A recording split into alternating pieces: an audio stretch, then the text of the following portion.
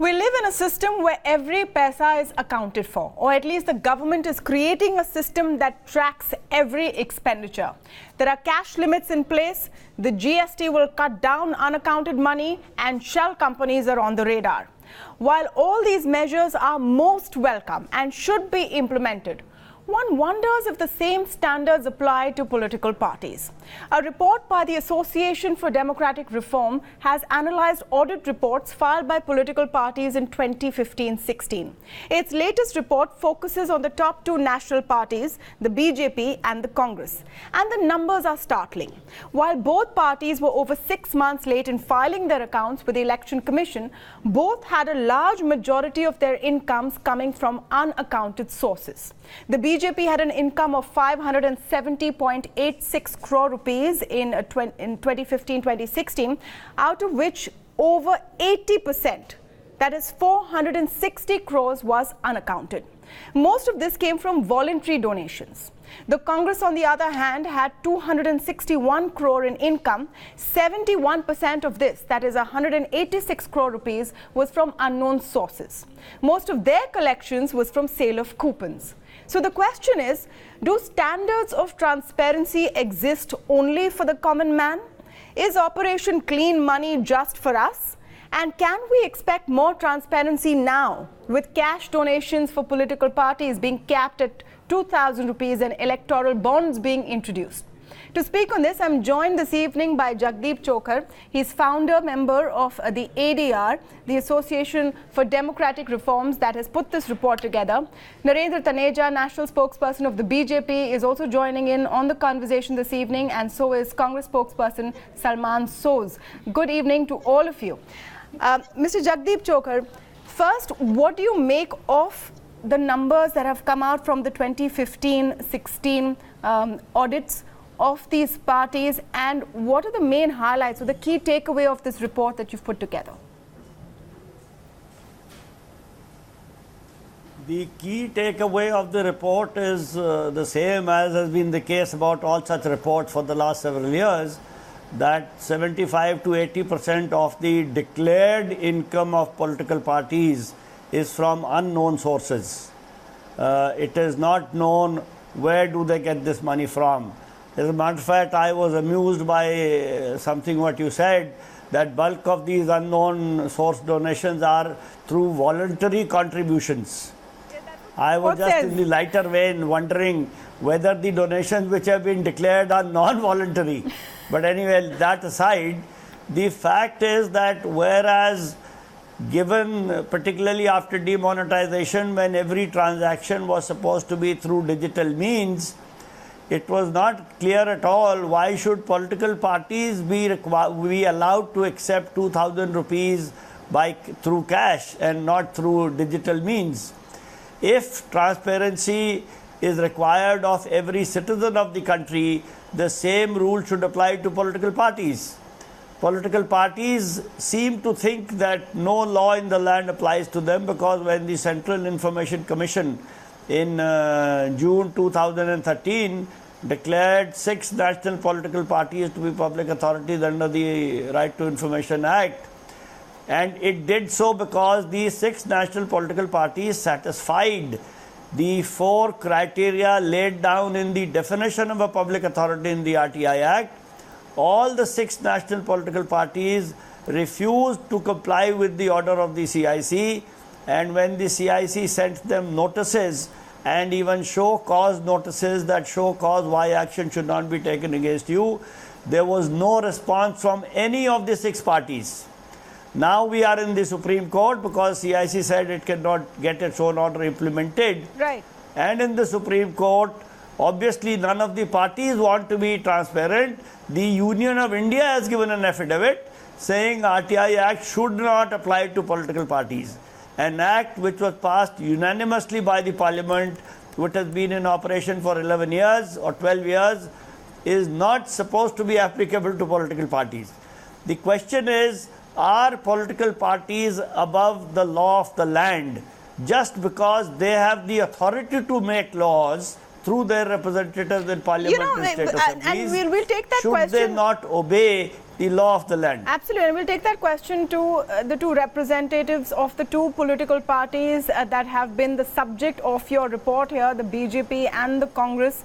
And Mr. Taneja, what strikes me is that these numbers are for the period when your government was attempting to launch the black money bill. Of course, a lot of strides have taken place in this whole operation cleanup. But don't you think there are double standards there? Why should 80.7% of the income of the BJP come from unaccounted sources? You see, what does an unaccounted source means? We have got 11 crore members across the country, in villages, small towns, and all kind of places across the country. 11 crore, 110 million. And as the culture is and as the tradition is that people make a small donation, there are people who also approach other persons who sympathize with us, subscribe to our ideology. They also come forward and contribute. Some people give part of their annual income also to the party. And there are people, until recently, many of these people didn't even have the bank account. Unless we launched demonetization and all that, they were not part of the formal economy. They were not part of the formal economy. So 67% people didn't have the bank account.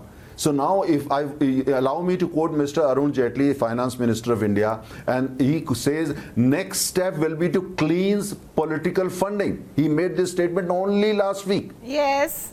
So this is our party which basically is trying to reform for the first time in the history of India. It is your party which has 80% contributions from unaccounted sources, and Mr. Jagdeep Chhokar will have the figures, but over the years it was the Congress who had more incomes and more unaccounted sources. So before I come to that, Salman, so it is still the same situation for the Congress party as well. Your percentage is 71% of your income, stated income for 15-16 is from unaccounted sources. Though of course it's sale of coupons which has been mentioned as per the ADR report. How do you really justify it, and is it so difficult to get people to admit that they're donating to you? Look, when we're talking about these small donations, yes, there could be membership fees and other things, but I think all that is besides the point. I think if you're talking about true reforms, and if the government were truly serious about reforms, then what we could say is that no matter what the amount is, you basically disclose who is actually donating to you. So whether it is 2,000 rupees or 500 rupees or 1 rupee, you make sure that everybody's name appears as whoever is donated. What the government has essentially done, they've done two things. One is brought down the limit from 20,000 to 2,000 rupees, for which you do not have to disclose who is donating the money. I think that is a sham. Then they've come up with electoral bonds, which is a huge step backwards. And I think Mr. Chhokar will agree with that. The ADR has done some tremendous work, and I really kind of commend them for all the advocacy they're doing. I think we do need reforms. And one of the reforms is basically make everything public. I think if we continue on the path that we are treading right now, I suspect that in a couple of years from now, what you will see is that India will become the kind of oligarchy that you see in Ukraine and Russia. Basically, a few large corporates are going to control the government of India. And all of this money that we talk about, this is peanuts, actually, the money that we're talking about right now. This is something that you're seeing in these returns. The real money, the big money that is spent in elections, as you saw in 2014, that comes from really other sources and from big corporates. So if Mr. Taneja, if the BJP, if Mr. Modi, if they all want serious reforms, one, let us make everything public. Let's make everything transparent. In fact, I would go as far as to say that at least my view, and many people in my party feel that what we could have is total sunlight on donations. Under the RTI or whatever, we should make everything public, and then let us see where these. No, so I'll come to your suggestions for what comes next, and we'll speak about that in a bit. But you said that what is declared is peanuts, Salman Soz. Would you extend that statement to the 261 crore rupees that the Congress party has declared for 2015-16? Because money is spent by everyone. Yes, one really wonders what the arithmetic is. Let me tell you, because I think the 2014 election was a watershed event. We had never seen that kind of financing, and I think the mainstream media was reporting that just on the media campaign itself, almost 10,000 crores have been spent by the BJP. The Congress party has never ever been in that kind of stratosphere. So I don't think you can apply the same yardstick here. But I do believe that even if you just took this amount of money, I think when you look at 70% or 80% is unaccounted for, I mean, those kinds of figures, we need to bring that to zero, because we should know who's providing money to which party, and it should all be disclosed. Not like the electoral bond that Mr. Jaitley has put forward, which basically will allow big corporations to actually hide themselves while they finance the ruling party, I'm sure. Okay. Mr. Chhokar, before we come to electoral bonds and what happens next, about these figures, the 15-16 figures, is there no way to ask these parties, or should we not demand transparency? Should we just let it go, saying, oh, the rules then said 20,000 rupees and under could be undeclared, so let's just leave it at that? Because remember, we are in an era of increased transparency. These demands are being made from corporates, from the salaried class, from everyone. Would it be so out of place to demand that political parties also come clean on what their funding was like in the year 2015-16, because those are the figures that we have available? Tamanna, we started making this demand in 2008. We first got copies of income tax returns of political parties, which all 22 political parties opposed in the Information Commission. We got the copies of income tax returns. We discovered that they are declaring hundreds and thousands of crores of income and not paying any tax. Then we discovered that Section 13A of the Income Tax Act exempts political parties from income tax, provided they give a statement of donations to the Election Commission of more than rupees 20,000 each. That is how we went to the Election Commission, got the statement of donations, and we have been doing this exercise every year since 2008. This demand has been made, and this figure of 70 to 80% of income, declared income from being unknown sources, had stayed absolutely steady every single year. It was in trying to unravel this mystery that we filed RTI applications with political parties. They said they are not under the RTI. Then we went to CIC, and I just described to you the whole saga of how we are in the Supreme Court. For the last 9 years, all political parties without exception have been stonewalling this action. Obviously, we will continue to demand, but we would like more and more people to demand it so that political parties feel some pressure. Mr. Taneja, look at the double standards. The fact is that the political establishment... Exactly. Mr. Taneja, look at the double standards. You were telling us this evening that there are lakhs of workers who don't even have accounts, didn't even have accounts then. And that's why over 400 crore rupees came in small donations. Now we are trying, looking at the position the government has taken, why don't you go back and say that we will present receipts for all the money, that we will be transparent about where we got the money from? Why don't you lead by example? Tamanna, you said we now live in the era of increased transparency. Please tell your viewers that who actually has brought that era, who has launched this era, is Bharatiya Janata Party, our government. We have done that. But only and for us. We are the one who basically has triggered the debate. No, but only for us. Listen to me. Today Salman Soz was talking about, like a high pope. But where was Mr. Salman Soz? Congress was doing absolutely nothing about it. Absolutely nothing. Look at the history of Congress party in the last 20 years, their political rallies, different parts of the country and so forth. Now the question is, if we have started, Congress has no alternative but to fall in line. Fall in line and speak the language that Mr. Salman Soz is speaking today.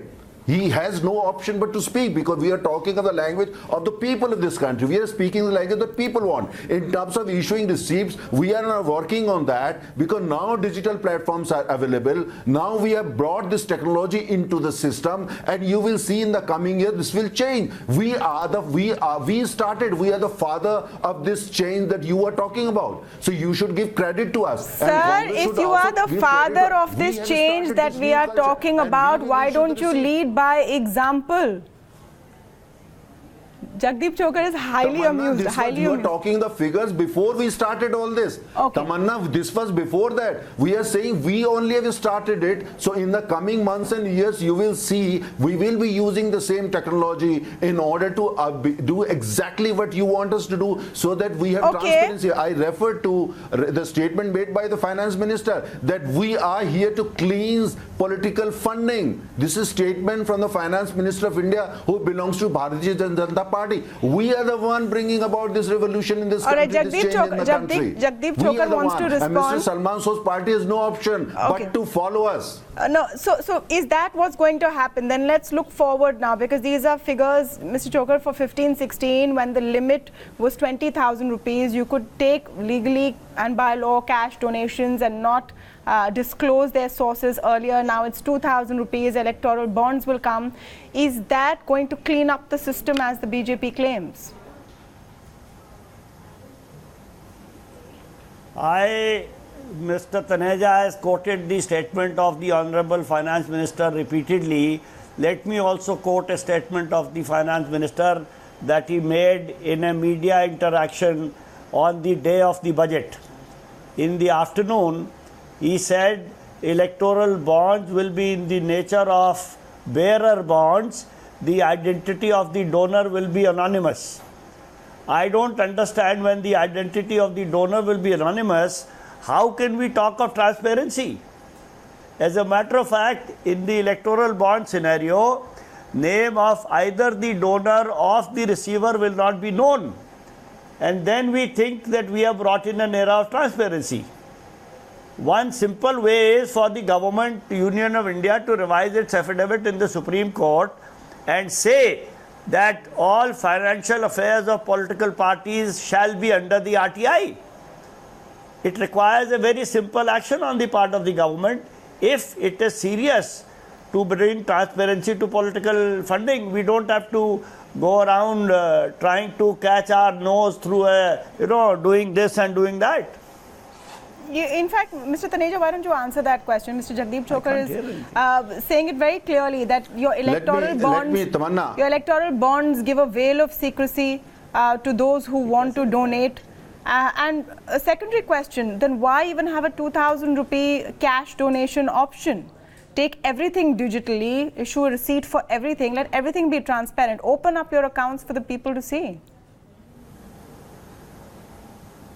Well, the fact of the matter is we still have people in the country who are not part of the formal economy. If they want to donate to a political party, should we debar them? Is that democratic? Just because they can't go to Supreme Court, they don't have enough resources? Why should we do that? We can't be anti-democratic in a democratic country. That will be undemocratic. If somebody wants to make donation, the question is that person should be given the receipt. That should be the question. Whether the person is given the receipt or is recorded in accounts or not. That's number one. Number two, as far as the bonds are concerned, you see there have been big debate on these things, since the budget. There is no this thing that you're going to hide anybody. It's basically because it's going to come to the political party, and the political parties have to submit their accounts to the, for scrutiny, which is done on a regular basis. So where is the question of secrecy? That is, and the third thing that you talked about, that when we have to bring about the kind of change that we are talking about, you see, it's important that all political parties come together. And RTI, there is RTI for so many services under the central government and the state government. Has the corruption been rooted out from there? Is there no corruption? Everything and all services which are under RTI. Mr. Taneja, that argument. Okay, Salman Soz wants to respond. Salman Soz wants to respond. To bring transparency. No, so then if RTI has not worked in other cases, should we not have RTI at all? I'm not quite sure about that argument, but let Salman Soz respond. I'm not suggesting that, Tamanna. No. I think that is in my mouth. I think that I'm saying we have to go beyond it to make it even more. Okay. Yeah. I think that, Tamanna, your response was exactly right. So basically, if we have corruption, despite RTI, maybe we should get rid of RTI. Yes, the BJP has made great advances in transparency. The biggest advance is that it has become the leader in hidden money, basically. 80% of its money, we have no idea where it really comes from. So yes, they've become the leaders in transparency. The issue of electoral bonds, as Mr. Chhokar said, as everybody knows, I don't know, perhaps Mr. Taneja doesn't know the details of how electoral bonds are going to work. Political parties are not going to know, exactly who is giving the money, because these are bearer bonds. So the institution will know, money will come into the system, and maybe through the back door, political parties will know who their corporate sponsors are. But essentially what the BJP has done is it has creating a path by which big money donors are going to support their favorite political party. And these days we know that the BJP seems to be the big favorite of all these corporates. So they'll be able to hide the money. And this will be a lot of money that you can hide very easily, and it'll be legal. And that is basically, the BJP has legalized corruption. No, right now. We have a lot of responses coming in, and one of our viewers writes in, why don't you make Aadhaar mandatory to make donations? That's a suggestion coming in from people who are watching this Facebook Live. There's also a suggestion that pay out only in State Bank of India. And also the comment that all transparency and all of that talk is only for common people. But Salman Soz, you talked about 80% of unaccounted wealth from the BJP. Your number is at 70%. And are you willing today to say that even if electoral bonds are available as an option to the Congress, you all will put out in the public view a receipt and a source for every rupee that you get via donations from here on? Are you willing to make that commitment while taking this position? No, Tamanna, what we should say is that this whole electoral bond kind of issue has to be revisited. We cannot have this system. This system will breed corruption. So it's not for the Congress party to say, oh yes, we'll disclose everything. The point is, this whole thing needs to be revised. Why not? Why not? I'm saying if you're taking a position, then follow through with it. No, but listen to me, Tamanna. The issue is that we should get good laws in this country. We should fight this law. Sir, you should fight it. No, sir, the issue should fight it. Okay, no, the issue is that there are different standards being applied for the common man and different standards for political parties. You don't have to pay taxes. You're not under RTI, and now you have electoral bonds as well. I'm just going to give The Aadhaar question is a great one. The government is going after everybody about Aadhaar. Link this to Aadhaar. If you want to go anywhere, have Aadhaar. Why not for political funding then? Well, absolutely. Why are they so reluctant? They should do it. Top comment coming in. Why don't you make Aadhaar mandatory to make donations? Jagdeep Chhokar, what is your view on that suggestion which has come in from one of our viewers? I think it is a very good idea. And what was being said earlier about political parties having to submit their accounts to the Election Commission, under the electoral bond information, as much as is available now, political parties will show they have received electoral bonds worth so many rupees. They will not be required to show who gave it to them. So the donor is anonymous, the receiver is anonymous, and we have the highest level of transparency. I think this is just amazing. All right. Last comments from Salman Soz and Narendra Taneja. I'm going to come to Narendra Taneja first. The onus is now on the government and your party, Mr. Taneja, because you are right now the biggest national party. Lead by example and let the standards be the same for everyone. Why not consider the suggestion of linking Aadhaar to all political donations? And why really give the option of electoral bonds where perhaps big corporate houses will have a veil of secrecy? Why should that be fair? No, Aadhaar is a good suggestion. There are many other suggestions. As the finance minister said, we are working on that. We are the one who started the movement, and we are going to deliver to the satisfaction of the people. And Mr. Salman Soos talked about, different things. This is like sham and everything. I mean, Congress is the mother source of all corruption in this country. Everybody, the entire world knows it. Now, Congress doesn't have the moral right to, talk like a high pope. The question here is that we should all be joining hands, especially the National Party, to make sure that we bring about a kind of mechanism so that absolute transparency is not only discussed and agreed upon but delivered, because that is not only important for the future of our political party but for the democracy in this country, so that there is no cynicism, especially when it comes to the young people of this country. Young Indians want absolute transparency. We all political party have to deliver that. Okay, Salman Soos, I'm coming back to that question. Will you lead by example? Really, is there anything to lose now? You can lead by example. I have already given you. I've already given you a path forward. The BJP is in government. They should, instead of bringing up these ridiculous electoral bonds and these kinds of what they call reforms, they should come up with something serious. And let Mr. Chhokar be the adjudicator here. Let him kind of give a stamp of approval and his organization to whatever the government does. Let me just say something to Mr. Taneja. You talk about Congress's corruption, really. I mean, you've been in power for 3.5 years almost, and there's not been a single conviction. What are you guys doing? We're not going to digress. We're not going to digress. They talk a big game. They talk a big game. In the last 2 years of the UPA, 132,000 crores of black money was brought out in the public light. It is more than what they did in the first 3 years. No. They talk a big game. We did our work quietly. Okay, we're not going to go into who is cleaner and who is more transparent, because that is not what we're talking about. By the way, while the Congress and the BJP want to trade insults, let's just tell our viewers these top two parties have cornered 75% of all donations to the 7 national parties. Jagdeep Chhokar, of course, knows the figures. It's from his report. And on an average, over 71% of all of that income is unaccounted for. The only question is that fair in an age where complete transparency is being asked of the citizen, which is a fair demand? But let the same yardstick apply to all, including political parties. That's pretty much the only message at the end of this discussion. Thank you so much, Jagdeep Chhokar, Salman Soos and Narendra Taneja, for joining us this evening. And thank you all for joining us on this Facebook Live. Stay tuned for more on BloombergQuint.com.